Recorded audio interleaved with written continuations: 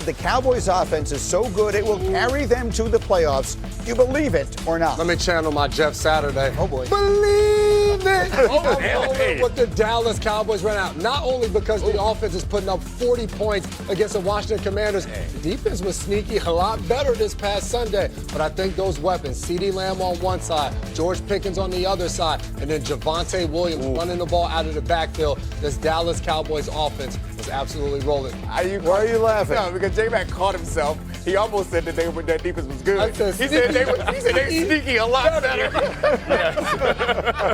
Yeah, you held yourself. I like it. Not horrible. Yeah. He said they sneaky a lot better. Yeah, they're getting there. They're being a little bit more aggressive on defense. They're going in the right direction. It's hard to be sneaky worse when you were 31st, I think, by EPA last year. I think that the comparison would be to the Bengals of last year, who had 100%. maybe the best offense with the best quarterback in Joe Burrow. Do the Cowboys have that? Yeah. Are the Cowboys now that they have the Colts CeeDee Lamb back?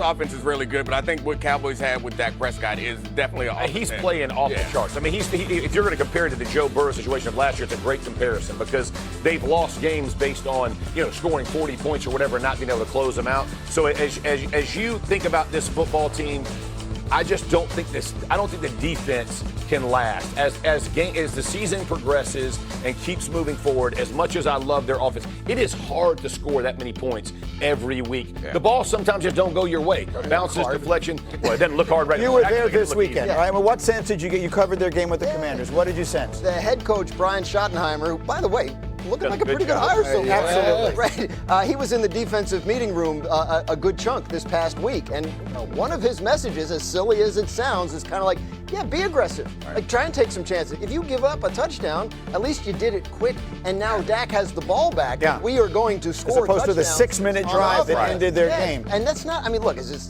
that going to win you a Super Bowl? Probably not. But I think right now, the way the offense is going, they're right to lean into that. And I will say this, there is no one whose authority on this subject I value more than Randy Moss's. Randy said on Sunday he thinks they could have the best 1-2 punch at wide receiver in the whole league. Wow. And he loves the guys in Cincinnati. He talks about them all the time. But with the way George Pickens is playing and CeeDee Lamb back, that might be the best 1-2 punch. Plus, they have the tight end. And Nick, you always notice people say, who's the hardest receiver you had to cover? And it depends upon who's throwing the ball. So the way that Dak Prescott is playing with the combination of those two guys on the outside, it's hard to pick. The guys in Cincinnati, yes, but Joe Flacco, I don't know if he's going to play the same way he did Thursday night every week. Jerry Jones, if he could have just figured out how to sign Micah Parsons, he would have been a great offseason. Executive of the year. Who would have thought? Hell of a coach hire, great Pickens acquisition, Williams acquisition. You are executive of the year if you don't let the best defensive player in football leave your building. George Pickens is ridiculously good, right? I mean, he's so talented right now. You interviewed him after the game, right? Yeah. I mean, it's all good, right? Well, I mean, the vibes are great there, especially on offense. He was like, because they got CeeDee Lamb. By the way, this offense was cooking without CeeDee Lamb, without half the offensive line healthy. I mean, nothing has stopped them this year. So he's done a good job. He's a big receiver. You guys want to see an even bigger receiver? Ladies and gentlemen, I give you from Utah, Semi Talunga. Oh, boy. Jeffrey, I want you to watch him. There he is, number 99. Oh, no. Out of the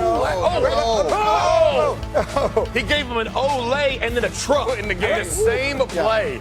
Ooh. That was a high school halfback. 17 was like, hold on, somebody help. He's going to catch another pass here, and it's a pretty athletic play that he makes, actually, to grab it. We lost him under the bar there, but yeah, there you go. Look at him go. He's 5'11", 317. 5'11"? 5'11". Didn't have that second 5'11". year. That's awesome. 317? Yards You after look a little catch. different. You look a little different, J-Mac. Look at that. Oh, that is so nasty. As we roll on. Automated business decision. Much more from the debacle in Denver. How in the world do the Giants move forward as the Eagles await, looking for payback? Just 2 weeks later, we're on to that, and we're on to this. We got pancakes out of the way. Jeff's going to start it with a crate. La crate is being served. Why? Because we got a big man. 5-2 or better. Of those, Green Bay, the best one, or the one with the best record, and the slightest of favorites at ESPN Bet to win the NFC, with the Lions now nipping at their heels. So, with the weekend now completely behind us, let's play a game of Believe It or Not. Dominique, if I said the Patriots are going to win the AFC East, do you believe it or not? Believe it. Really? Wow. They've been playing so much better. Like, they've always had the talent on defense. The big question was, would that offensive line be able to protect? They're much better this year than they were last year, even though they aren't dominant quite yet. I think Vrabel's ability to coach this team up in the way that Drake May has stepped up to elite level week after week after week, it feels like a ship that is rising and catching up to the Bills, and they beat them. So They did beat them in Buffalo. I like what they got with a last place schedule to finish the season. I think they're in good shape. We buying it? Oh, I love the New England Patriots, but I got to roll with Josh Allen. The Buffalo Bills have a mutant at quarterback, and I think somewhere along the lines they're going to get this thing going, and they're going to be able to win. And when it matters most, right now, I'm rolling with the Buffalo Bills. Ooh, that's a tough one. And Drake May got some tendencies. It's hard. The only thing about Drake May, right, he takes a lot of hits. You and I both, he takes a lot of hits. Some of them unnecessary, and not unlike even when he was at Carolina. Like, he would get on the sideline, and he plays a little hero ball, which you love. It's super exciting. But in the NFL, availability at the quarterback position is a necessity. And so you don't want to see him, go the version of being banged up throughout a season. Danny. Yeah, I mean, I'm with J-Mac. I still favor Buffalo because we've seen it.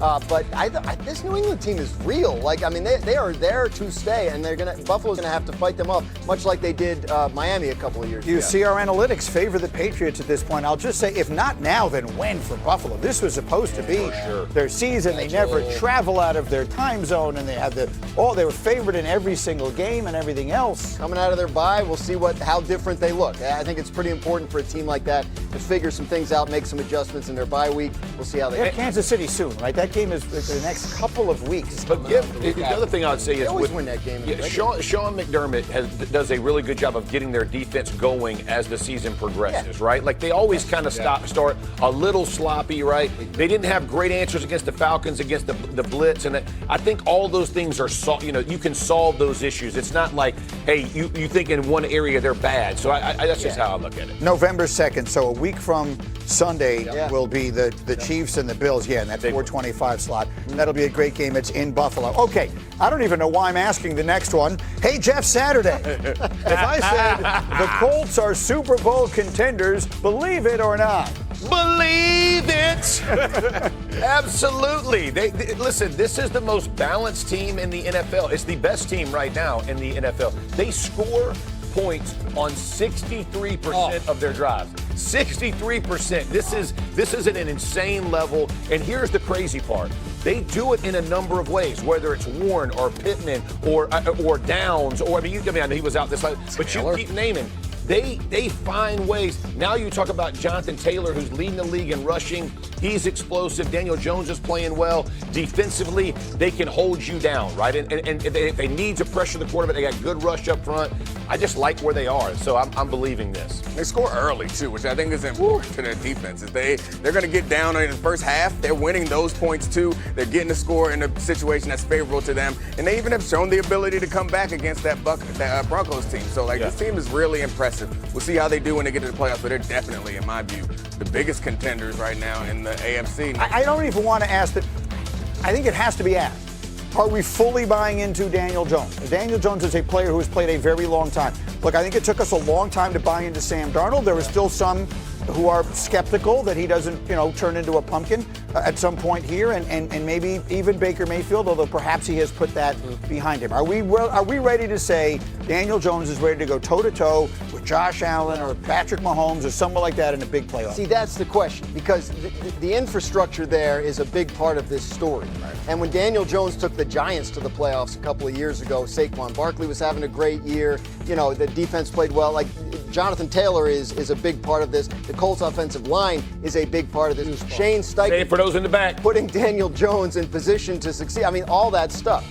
Your question is different, though, because it's like we get into the playoffs and you're playing the Chiefs or the Bills, and you, the quarterback, have to make a play independent of the circumstances. Can Daniel Jones be that guy? I think that's a legitimate question, and that is, and on some level, that's what caught up with Darnold. Can I say this, though, about them is that He doesn't have to. The difference in the Chiefs and the Colts is Patrick Mahomes has to play lights out. That's the bottom line. They're not going to beat you with the run game. They're not going to. Buffalo, they have a run with James Cook, right? But they don't. They fall in love at times with Josh Allen. The Colts are so balanced in what they do. They don't ask a lot of Daniel Jones. And he is making throws and making plays. But their offensive line, we talked about it last year with Philly. Yeah.